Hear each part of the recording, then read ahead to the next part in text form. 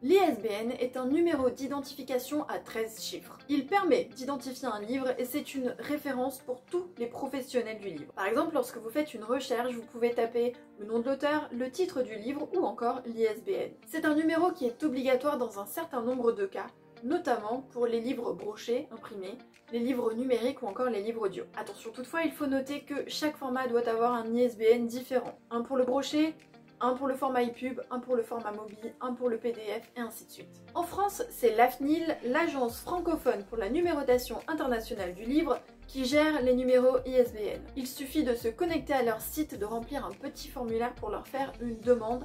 Sachez que c'est très simple et plutôt rapide puisque en général, on obtient sa liste par mail sous une semaine. Depuis peu, la première demande est payante, mais les suivantes sont gratuites. Si vous êtes édité en maison d'édition, rassurez-vous, ce n'est pas à vous de vous en occuper, c'est votre maison d'édition qui va s'occuper de toutes ces formalités. Par contre, si vous êtes un auteur auto-édité, c'est à vous d'en faire la demande. N'hésitez pas à en demander beaucoup d'avance, ça vous évite de devoir refaire une demande à chaque fois. Personnellement, lors de ma dernière demande, j'ai demandé 40 numéros. Petite information, certaines plateformes comme par exemple Amazon vont vous proposer un numéro ISBN pour votre roman.